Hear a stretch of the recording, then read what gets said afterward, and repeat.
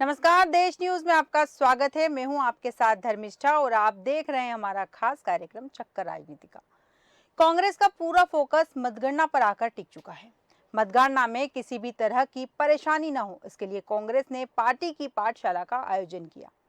कमलनाथ ने कहा कि इस पूरे चुनाव में कांग्रेस के उम्मीदवारों को जिताने के लिए मेरा पूरा प्रयास रहा है। मैं मध्य प्रदेश के मतदाताओं पर ही विश्वास करता हूँ। भाजपा के लोग सोचते हैं कि हम हथकंडे अपना लेंगे, हम लोगों को खरीद लेंगे। अब इसकी जरूरत नहीं पड़ेगी। हम भाजपा की सभी चालों से निपटने के लिए पूरी तरह से तैयार हैं। प्रत्याशियों के साथ पोलिंग एजेंट भी मौजूद रहे। सभी 230 प्रत्याशियों की विशेष ट्रेनिंग में उन्हें बताया गया कि 3 दिसंबर को मतगणना के दौरान ईवीएम से जुड़ी किसी भी गड़बड़ी को किस तरह से रोका जाए।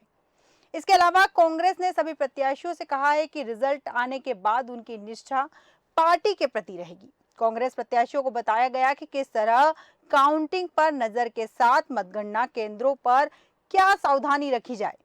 विधानसभा और जिला स्तर पर काउंटिंग एजेंटों को समय पूरी तरह मुस्तैद रहें, किसी भी गड़बड़ी की आशंका पर आपत्ति ले। एजेंटों को यह भी सीख दी गई कि किसी भी सूरत में किसी दबाव में न आए। लीगल विंग के सदस्यों ने कहा कि डाक मतपत्र की गणना के बाद फिर से एजेंट वेरीफाई करेंगे। इसके साथ ही हर राउंड के रिजल्ट के बाद सर्टिफिकेशन अनिवार्य रूप से लेने के लिए भी निर्देश दिए जाएंगे। कांग्रेस की सेकंड लीडरशिप ट्रेनिंग में कई नेताओं ने अपने एजेंट को भेज दिया। अजय सिंह, कमलेश्वर पटेल, तरुण भनोत से लेकर कई दिग्गज नेता ट्रेनिंग में शामिल नहीं हुए। हालांकि यह ट्रेनिंग नए प्रत्याशियों के लिए ज्यादा महत्वपूर्ण रही, भले ही अभी प्रदेश में विधानसभा चुनाव के परिणाम आना बाकी है। इस विषय पर विस्तृत चर्चा के लिए हमारे साथ मेहमान जुड़ चुके हैं। रोहित यादव जी जुड़ चुके हैं, कांग्रेस प्रवक्ता। रोहित जी, देश न्यूज में आपका बहुत बहुत स्वागत है। हेमंत जोशी जी हमारे साथ जुड़ चुके हैं, आप प्रवक्ता। हेमंत जी, आपका भी देश न्यूज में बहुत बहुत स्वागत है।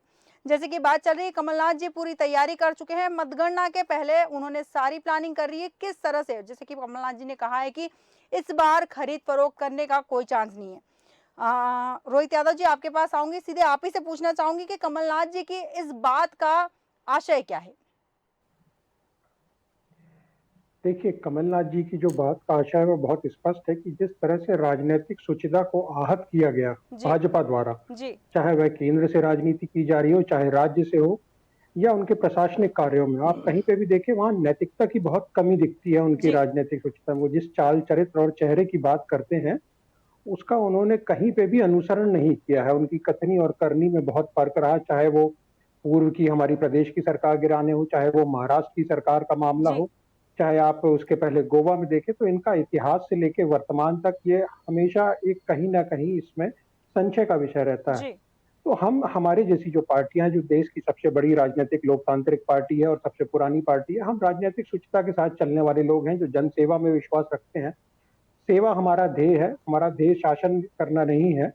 हम कभी स्वार्थ की राजनीति नहीं करी। हमने इन केन प्रकार कि हम किसी पार्टी को तोड़ लाएं, किसी विधायक को खरीद लिया जाए, ये राजनीति कभी हमारी किसी भी तरह से परिपाटी में नहीं रही और हम आगे भी नहीं करेंगे जी और ना ही अब किसी को करने देंगे। पिछले बार जिस तरह इन्होंने किया है कि एक जनता द्वारा चुनी गई सरकार को इन केन प्रकार गिराया था, उसी के लिए सचेत करते हुए माननीय कमलनाथ जी ने यह बयान जारी किया और सबको ये बताया भी है कि हो सकता है आपको किसी तरह के प्रलोभन, किसी तरह के दबाव या किसी भी ऐसी परिस्थिति में डाला जा सकता है जी जिसमें आप असहज हो जाएं। जी उसका सामना करने के लिए मुझे लगता है हमारे कांग्रेस के सभी जितने हैं वो सेनानी हैं, वो कार्यकर्ता नहीं है, तो सेनानी हो चुके हैं, क्योंकि जिनको जाना था, जिनको पहले अपने निर्णय बदलने थे, वो अपने जी निर्णय बदल चुके हैं। जो लोग हमारे साथ आज भी खड़े हैं, उनकी रीढ़ आज भी सीधी है। तो मुझे नहीं लगता वो किसी भी तरह से कहीं समझौता करने की स्थिति में है। बिल्कुल बिल्कुल तो सही जाहिर कहा। सी बात है, भाजपा की बौखलाहट है, वो कुछ ना कुछ तरीका जरूर ढूंढेगी अपना कोई नया पैतरा, क्योंकि जनता जब उसको नकार देगी 3 तारीख को, तो वो विपक्षी दलों के ऊपर किसी ना तरह का षड्यंत्र करने की कोशिश हमेशा से करती है। जी जी बिल्कुल बिल्कुल सही कहा आपने। हेमंत जोशी जी, आपके पास आऊंगी। जैसा कि रोहित यादव जी ने कहा कि भाजपा की बौखलाहट है, साथ ही आपसे यह भी जानना चाहूंगी कि इन्होंने भाजपा पे आरोप लगाया कि भाजपा की बौखलाहट है, लेकिन क्या कांग्रेस में भी इस बात का भरोसा नहीं कि हमारे जो प्रत्याशी है वो ईमानदार है, हमारी पार्टी के साथ बने रहेंगे, वो हमें छोड़कर कहीं नहीं जाएंगे? क्योंकि लगातार बयानबाजी जो सामने आ रही है, दूसरे दल के जब नेता साथ में आते हैं, पार्टी में शामिल होते हैं, तो कहा जाता है कि वो किसी और पार्टी में रहते हुए जनता की सेवा नहीं कर पा रहे थे, इसलिए वो कांग्रेस पार्टी में शामिल हुए, और इसलिए अगर वो शामिल हो तो उनके बिकने का सवाल ही नहीं उठता है। देखिए, इस बार मेरे ख्याल से ऐसा होगा नहीं, जी क्योंकि जो भी होना था वो पिछली बार हो गया। जिनको अपनी पद और अपने पोस्ट की लालसा थी, वो लोग जा चुके हैं। जी। खास करके सिंधिया जी ने जो अपने साथ करा है, उनको वो लोकसभा चुनाव हार गए थे, राज्यसभा में उनका जाने का संभावना भी नहीं थी, जी। इसलिए उन्होंने अपने हक के लिए और अपने हक तो क्या बोलेंगे, अपनी अपॉर्चुनिटी के लिए इन्होंने गए हैं। और ऐसे लोग अब मेरे ख्याल से कांग्रेस में नहीं होंगे, और यदि ये होता है तो बड़ा दुर्भाग्य मध्य प्रदेश के लिए, मध्य प्रदेश की जनता के लिए, कि वो जिसको मैंडेट देती है, जिसको जिताने की कोशिश करती है, यदि वही लोग चले जाते हैं, और जो सत्तारूढ़ पार्टी है वो लोगों के मैंडेट का अपमान करती है। जी। यदि जनता ने आपको विपक्ष की जिम्मेदारी दी है, तो आपको विपक्ष में बैठना चाहिए, विपक्ष में काम करना चाहिए, जो सरकार की गलत नीतियां उसका संघर्ष करना चाहिए, उसका विरोध करना चाहिए। पर एन केन प्रकार सत्ता प्राप्त करना यह आपकी लोलुपता दिखाता है।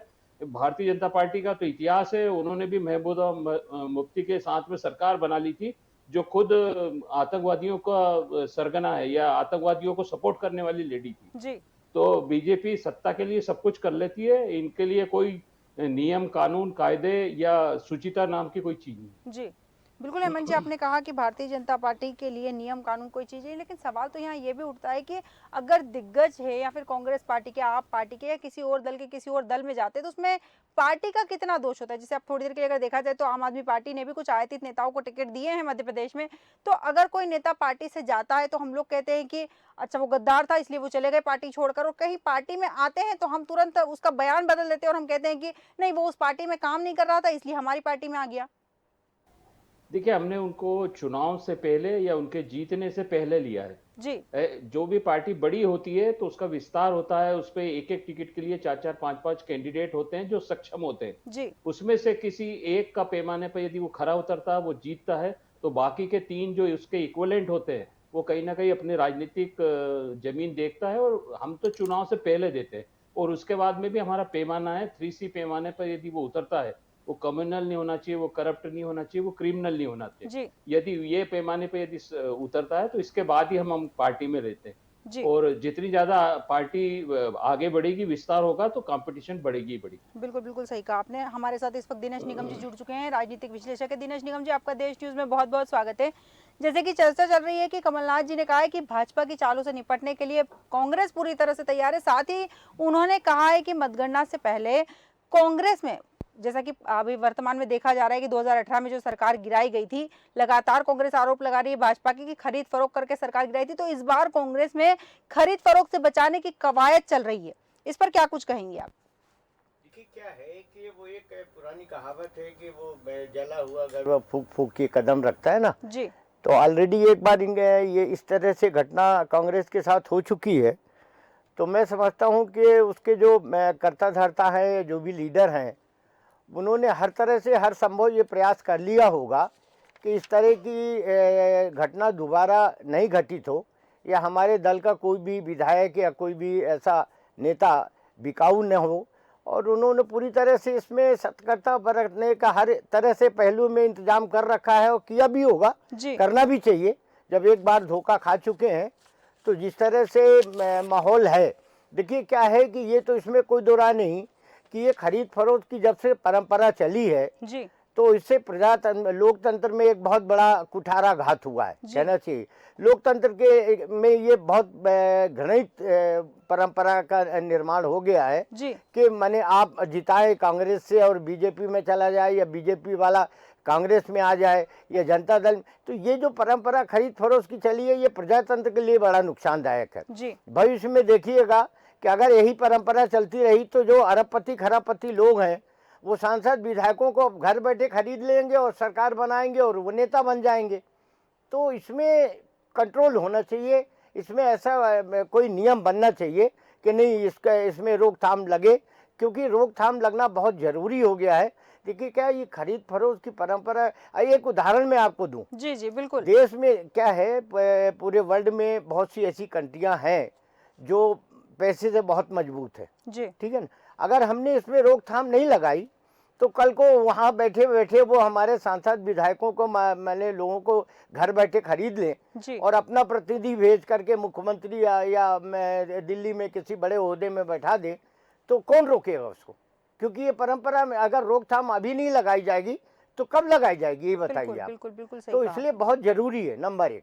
नंबर 2 ये है कि ये आप मान के चलिए कि इस बार ऐसी घटना मुझे नहीं लगता होगी, और यह अगर क्योंकि कांग्रेसियों ने चोट खाने के बाद हर पहलुओं में उन्होंने ध्यान दिया है। जी अभी मैं कल ही शायद उनके एजेंटों की बैठक, कोटक मंडल जी जी की बैठक में उन्होंने कई दिशा निर्देश जारी किए कि जी काउंटिंग में कैसे कैसे आपको क्या देख रेख रखनी है, किस पे नज़र रखनी है, क्या करना है। तो मुझे ऐसा नहीं लगता है कि ऐसी कोई परंपरा दोबारा अपनाई जा सकती। हाँ, ये बात दूसरी है कि इक्का दुक्का लोग जब इधर उधर जाते हैं तो वो उनको भी ये सोचना चाहिए कि उनका भविष्य अंधकारमय हो जाएगा। बिल्कुल जिस दल से वो जीत के जाते हैं उसमें जनता की बड़ी आशाएं होती हैं, और जनता सोचती है कि भविष्य में आप जो है उसी दल के नेता बन के, प्रतिनिधि बन के हमारे लिए काम करें तो उचित होगा। मेरा सुझाव भी है जीते हुए माननीय सभी प्रत्याशियों को जो 3 दिसंबर को परिणाम आएंगे जी कि इस तरह से अगर वो रास्ता नहीं अपनाए तो वो उनके हितकारी होगा। बिल्कुल बिल्कुल सही कहा आपने कि इस पे कड़े कानून भी बनने चाहिए और इस तरह की चीजें खरीद फरोख्त वाली चीजें नहीं होनी चाहिए।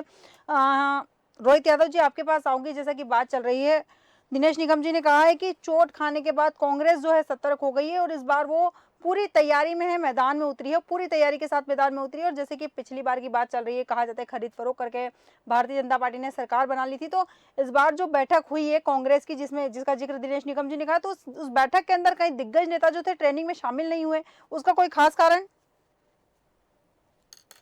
नहीं, देखिए, 230 अपने सभी प्रतिनिधियों को उन्होंने बुलाया था। जी जो भी वहाँ उनके प्रतिनिधि के जो अभिकर्ता थे वो पहुंचे थे, या जो भी उनके एजेंट थे वो लोग वहाँ उपस्थित थे। ऐसा नहीं था कि वहाँ कोई अनुपस्थिति थी।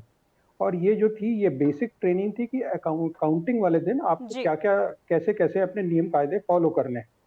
तो इसमें मुझे नहीं लगता कि जो अनुभवी हैं, पहले कई बार चुनाव लड़ चुके हैं, उनको इस बारे में सारी जानकारी थी, इसलिए हो सकता है उन्होंने अपने एजेंट्स को भेज दिया होगा। तो ये कोई जी बहुत बड़ा मुद्दा नहीं है। तो इसका मतलब ये नहीं हो सकता कि कांग्रेस का ध्यान चुनाव पे नहीं है, या कांग्रेस के प्रत्याशियों का ध्यान चुनाव पे नहीं है। उनका पूरा ध्यान चुनाव पे है। जी वो ये बहुत अच्छे से जानते हैं कि आप उसकी निगरानी करना भी जरूरी है, शहर में रहकर या जिस विधानसभा क्षेत्र में है, क्योंकि वो एक संवेदनशील मुद्दा है इस समय की। अगर आप निगरानी नहीं करेंगे, जैसा आपको पता होगा कि स्ट्रांग रूम के पास में किसी को नहीं बैठने दिया गया है, उससे दूर बिल्कुल सीसीटीवी कैमरे लगा के बैठाया गया है। कई जगह से कंप्लेन आई है कि 1 से डेढ़ घंटे तक वहां पे पावर कट हुआ है, और उसमें 1 डेढ़ घंटों में अंदर क्या हुआ कंट्रोल रूम में वो किसी को नहीं पता है। तो ये भी बिल्कुल कुछ गंभीर मुद्दे हैं जिसके लिए स्थानीय नेताओं का, प्रत्याशियों का अपने स्थान पर रहना भी जरूरी है। ये बहुत संवेदनशील समय है, जी तो ये भी एक कारण हो सकता है। बिल्कुल बिल्कुल। हेमंत जोशी जी, आपके पास आऊंगी। जिस तरह से आम आदमी पार्टी लगातार कहती है कि भारतीय जनता पार्टी और कांग्रेस से जो है जनता त्रस्त हो चुकी है, इसलिए वो तीसरे दल को मौका दे रही है, और यहाँ कांग्रेस लगातार कह रही है उन्हें भरोसा है कि 3 दिसंबर की मतगणना के बाद पार्टी बहुमत के साथ सरकार बना रही है। इस पे क्या कुछ कहेंगे आप?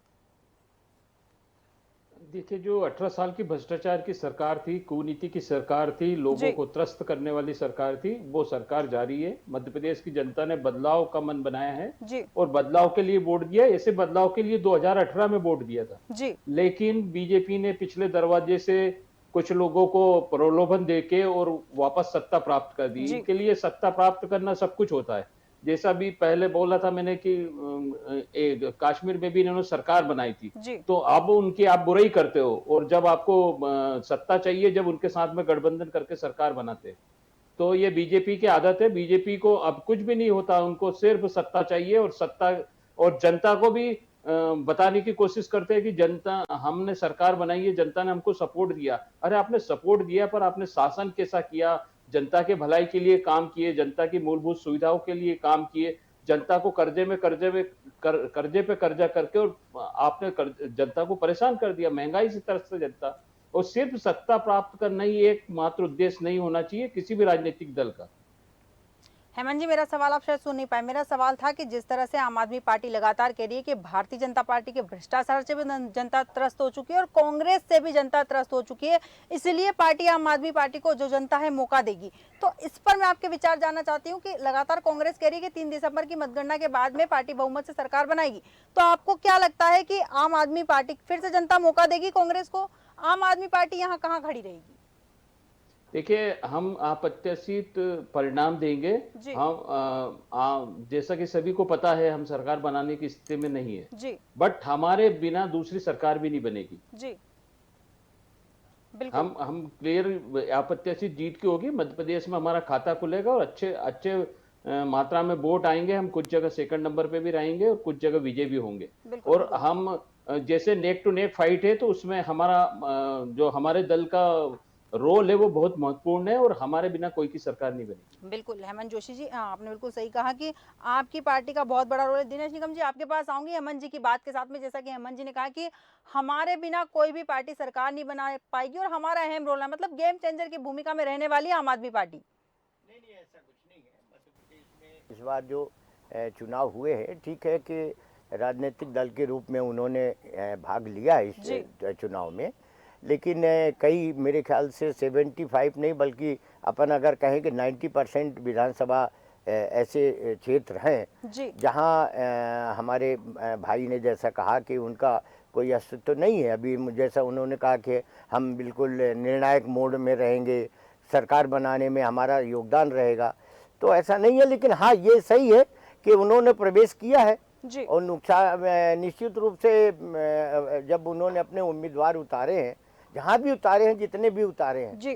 तो वो कहीं ना कहीं कुछ ना कुछ वोटें तो समेटेंगे भाई, वोट तो काटेंगे, इसमें कोई दो बिल्कुल राय नहीं। बिल्कुल बिल्कुल अब वो वोट किसके काटेंगे ये भी हमारे उन प्रवक्ता भाई को मालूम होगा जी। किसके वोट काट रहे हैं।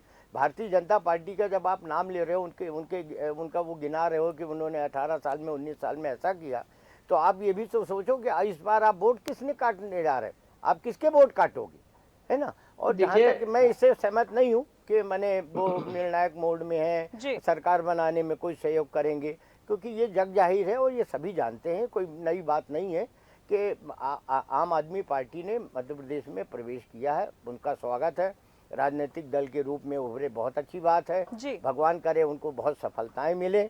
लेकिन अभी ये समीकरण देखने को मैं तो कम से कम विंध्य प्रदेश, मालवा और अपना चंबल, ग्वालियर, महाकौशल, मैंने कम से कम 28-29 दिन दौरा किया है, सभी जगह देखा है, तो मुझे तो ऐसा कुछ नहीं लगा कि कोई आम आदमी पार्टी इस निर्णायक मूड में भी है। जी। हेमंत जोशी जी, आप कुछ कह रहे थे। देखिए, एमसीडी में हमने भारतीय जनता पार्टी को भी हराया जी। और कांग्रेस को भी 2 स्टेट में हराया। जी। तो हमारे लिए दोनों है, और जनता को यदि तीसरा ईमानदार विकल्प मिलता है तो हम राष्ट्रीय दल बने हैं, राष्ट्रीय दल जनता के प्रतिसाद से ही बने हैं। जनता ने हमें चुना है, इसलिए हम तीसरे राष्ट्रीय दल बने हैं। तो यदि जनता चाहती है तो आम आदमी पार्टी उनका नेतृत्व करने के लिए तैयार है। बिल्कुल बिल्कुल, रोहित यादव जी, आपके पास आऊंगी। जैसा कि हेमंत जोशी जी ने कहा है कि तीसरा दल वो बनने के लिए तैयार है, लेकिन साथ में उन्होंने एक बात और करी है कि भारतीय जनता पार्टी और कांग्रेस, वो दोनों को एक ही पलड़े में रखते हैं। आम आदमी पार्टी जो है, भारतीय जनता पार्टी जिस तरह भ्रष्टाचारी बताई जाती है, वैसे कांग्रेस को भी बताया जाता है, और 2 राज्यों में कांग्रेस को हरा के उन्होंने सरकार बनाई है, ये उनका बयान है। इस पर क्या कुछ कहेंगे आप? देखिए, हम एक स्वस्थ राजनीतिक माहौल, एक लोकतांत्रिक व्यवस्था में विश्वास रखते हैं। जी। अगर उनको लगता है कि वो एक तीसरे विकल्प के तौर पे आना चाहते हैं, जी। तो हम उनका कोई विरोध नहीं करते सैद्धांतिक तौर पे। जी। मगर हाँ, उनकी मैं इस बात से सहमत नहीं हूँ कि वो जब हमको और भाजपा को एक पलड़े में रखते हैं, जी। तो उनको ये याद रखना चाहिए कि जिस मध्य प्रदेश में वो यहाँ चुनाव लड़ने आए हैं, वहाँ पे भाजपा ने क्या परिपाटी रखी है चुनाव के लिए, या जनता के बीच में उन्होंने क्या काम किया है, उसमें और कांग्रेस में जमीन आसमान का अंतर है। चाहे आप केंद्र की सरकार ले लें, यही आपके लोग थे जिन्होंने 2014 के पहले मनमोहन सिंह जी की सरकार पे तमाम सारे आरोप लगाए थे। जी। 2G घोटाला, कोयला, वो सब जब सुप्रीम कोर्ट पहुंचा, तो वो सारे लोग वहां से निर्दोष घोषित किए गए। जी। तो ये बात उनको ध्यान में रखनी चाहिए। कोई भी बयान देने के पहले अतिशयोक्ति ना हो किसी बयान में, मेरा ये कहना है। हमारी अपनी जो भी मर्यादाएं हैं, हम उसमें रह के चुनाव लड़ रहे हैं। अब वो चाहे वोट हमारे काटे या भाजपा के काटे, हम एक स्वस्थ बिल्कुल राजनीतिक बिल्कुल माहौल में हेमंत जी। विश्वास रखने वाले लोग हैं। जी। जी हेमंत जी। इसलिए हमें कोई फर्क नहीं पड़ता है कि चाहे यहाँ सपा आ जाए, आप आ जाए, अगर कोई और दूसरी पार्टी बसपा भी आती है। इस बार देखिए, बसपा हमने और गोंगप्पा ऐसा ने नहीं आपस बोला में है, हमने एक दूसरे देखिए के हम साथ तो गठबंधन कोलैबोरेशन रोहित किया है। यादव तो जी, ये यहाँ एक वो चीज और पार्टियां पूछना हैं। चाहूंगी पहले मैं आपसे कि जिस तरह आपने कहा कि आप आ जाए, बसपा आ जाए, सपा आ जाए, हमें कोई फर्क नहीं पड़ता, तो क्या ये जब वोट आपके काटेंगे, जब आपकी जीत को प्रभावित करेंगे, तो आपको कोई फर्क नहीं पड़ेगा? देखिए, मध्य प्रदेश की जनता इतनी समझदार है, वो ये जानती है कि उसके वोट बहुत मूल्यवान है। जी। अपना वोट किसी ऐसी पार्टी या ऐसे प्रत्याशी को देने का कोई फायदा नहीं जो किसी दूसरी तरह से हमको नुकसान पहुंचा रहा हो कांग्रेस को, जी या वो जो एक ऐसा माहौल चाहते हैं जिसमें वहां उन्हें खुल के सांस लेने का मौका मिले प्रशासनिक तौर पे भी। जी तो ये बहुत अच्छे से जानती है मध्य प्रदेश की जनता कि हमको किसी भी ऐसे व्यक्ति का साथ नहीं देना है जो किसी तरह से हमारे आने वाले निर्णयों पे इफेक्ट करे, जो कांग्रेस को या किसी भी ऐसे दल के वोट काटे। जी तो वो कहीं से कहीं तक जनता उनको समर्थन नहीं कर रही है। हाँ, ये बात सही है, आजकल जनता जो है वो बहुत ही चतुर हो गई है, वो किसी भी तरह से आपके किसको कहें जाल में फंसने वालों में से नहीं है। अगर आप उन्हें किसी तरह का प्रलोभन देते हैं या आप उनका मंतव्य जानना चाहते हैं तो हो सकता है वो आपके सामने सर हिला दें, आपका सहयोग कर दें, आपको बता भी दें, मगर वो मन ही मन जानते हैं कि हमारे वोट की क्या वैल्यू है और उसको किस तरह से गोपनीय रखना है। ठीक है तो ये रोहित बहुत यादव जी, महत्वपूर्ण बात है मध्य बिल्कुल प्रदेश सही के कहा लिए। आपने कि जनता बहुत समझदार हो गई है, बहुत चतुर हो गई, इसे बहुत अच्छे से पता है कि किस पार्टी को वोट देना है, किस पार्टी का समर्थन करना है। दिनेश निगम जी आपके पास आऊंगी। इस बार जो है कांग्रेस 2020 की स्थिति को दोहराना नहीं चाहती, इसलिए उसने अभी से अपने सारे प्रत्याशियों पर नजर रखना चालू कर दी है। अभी भी भरोसा नहीं है प्रत्याशियों पर कांग्रेस को?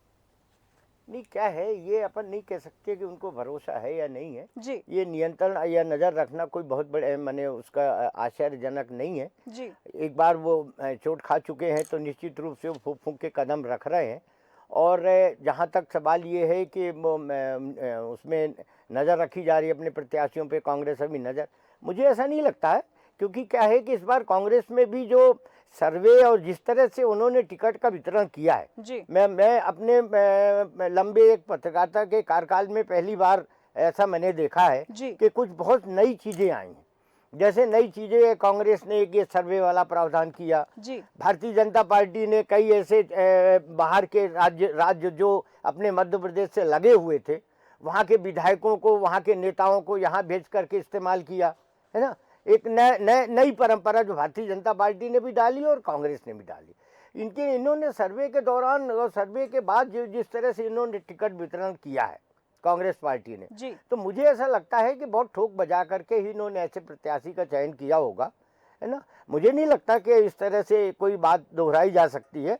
और जहाँ तक भारतीय जनता पार्टी का सवाल है, वो भी राजनीतिक दल है। कोई ऐसा नहीं है कि भारतीय जनता पार्टी के लोग इधर नहीं आ सकते या कांग्रेस के लोग उधर नहीं जा सकते। जी भारतीय जनता पार्टी के लोग भी, आपने देखा है कि कई भूतपूर्व, कई एक्स एमएलए जो है वो इस चुनाव के दौरान जब टिकट नहीं मिली या ऐसा नहीं हुआ तो छोड़ के आए कांग्रेस से आसरा लेकर के कि शायद कांग्रेस हमें टिकट दे दे। जी उसमें कुछ लोगों को उन्होंने मोबिलाइज किया, कुछ रह भी गए, है ना।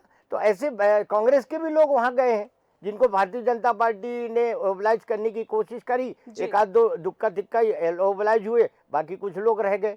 तो ये तो खैर आना जाना तो इसमें रोक लगाई ही नहीं जा सकती है। पर हाँ, खरीद फरोख्त में जरूर रोक लगाई जा सकती है। इसके लिए नियम कानून बने, संविधान में संशोधन हो। हालांकि इसमें कोई दो राय नहीं कि दल बदल विधेयक जो है पहले से पारित है, बिल्कुल है ना, वो है। लेकिन उसका इम्प्लीमेंट अगर देखिए आप, इम्प्लीमेंट ढंग से नहीं हो रहा। जब से ये लोकसभा में अपने कानून में परिवर्तित हुआ है, जी अगर आप इसको देख लीजिए तो इसका ढंग से क्रियान्वयन नहीं हो रहा है, जी है ना। अगर इसका ही सही ढंग से क्रियान्वयन करने लगे ना तो बहुत हद तक ये रोकथाम बंद हो जाएगी, ये खरीद बिल्कुल फरोख्त वाली। बिल्कुल बिल्कुल तो बिल्कुल सही कहा। ऐसा कुछ नहीं है। मुझे नहीं लगता कि कांग्रेस अपने हर प्रत्याशी पे नज़र रखे। हाँ, मैं एक सुझाव जरूर मैं राजनीतिक दलों के लोगों से अपील करके जी देना चाहता हूँ कि अगर उनको ऐसा कुछ एहसास है, ऐसा लगता है कि भविष्य में ये बात दोहराई जा सकती है, या भारतीय जनता पार्टी, कांग्रेस, दोनों, ये सभी दलों के लिए मैं कह रहा हूँ, जी तो उनको कुछ ऐसा नियम कानून अपने पार्टी के अंदर बना लेना चाहिए, कुछ ऐसी घोषणाएं या कुछ ऐसे शपथ पत्रों का निर्माण कर लेना चाहिए कि वो बाध्य हो जाए सामने वाला, कि बुलाकर सामने वाला बुलाता रहे तो भी वो ना जा पाए, क्योंकि वो बाध्य हो जाए उस लिखा पढ़ी से या उस शपथ पत्र से। ये एक सुझाव मेरा जरूर है।